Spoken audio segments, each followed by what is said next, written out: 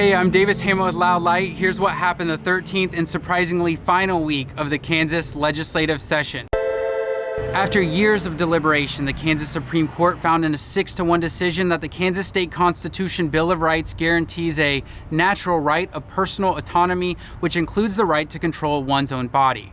This landmark ruling applies the strict scrutiny test for any government restriction on what someone does with the inside of their body, such as seeking an abortion. The ruling came from a challenge to a Governor Brownback law that essentially outlawed second trimester abortions.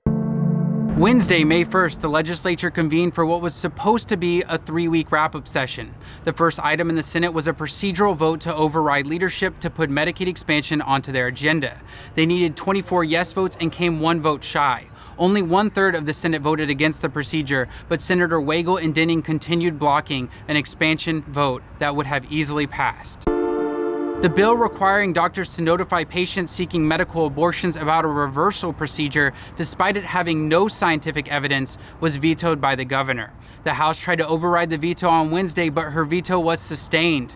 Through a motion to reconsider, there was another attempt to override her veto the next day, and again, Governor Kelly's veto was sustained. On Friday, a coalition of over 20 Republicans and all Democrats formed to block the House budget until Senate leadership allowed a vote on Medicaid expansion.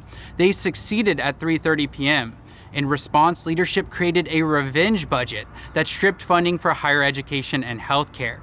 At 10 p.m., debate began on the revenge budget, and Republicans of all ideologies rallied against leadership with a series of passionate speeches condemning the bullying tactics. The remarkable backlash stopped the budget 81-42, and the chamber adjourned for the night. Saturday, the legislature sat around for nearly 8 hours waiting as Senate leadership pressured House leadership, and House leadership tried to dismantle the bipartisan Medicaid expansion coalition.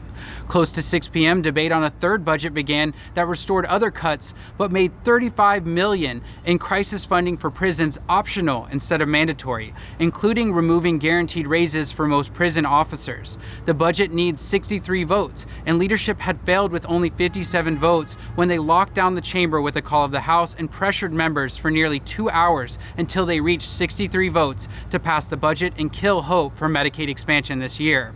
Instead of adjourning for the night, leadership suspended the midnight rule, forcing members to work into the AMs.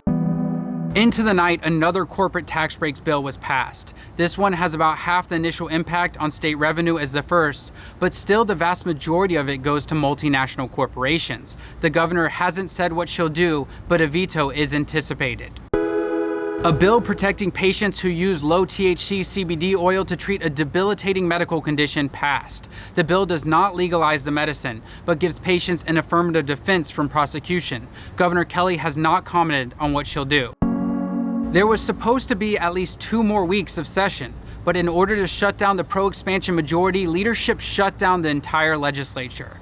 This left several issues unaddressed, from sports wagering to revoking the Secretary of State's prosecutorial powers. A push for an amendment to overrule the Supreme Court's findings of a right to an abortion was widely expected, but was delayed until 2020, with speculation that the delay is to politicize the issue in the 2020 elections. May 29th, the legislature returns for sine die. Normally this would be a nothing day, but this year we may see a veto override attempt of the expected corporate tax breaks veto. There is a planned funeral for the Kansans who will die from a lack of Medicaid expansion, and the Senate will consider a motion to change how the Supreme Court justices are appointed to give the Senate confirmation powers. Thanks for liking, sharing, and contributing. Stay tuned, stay engaged, and until next time, thank you so much, Kansas.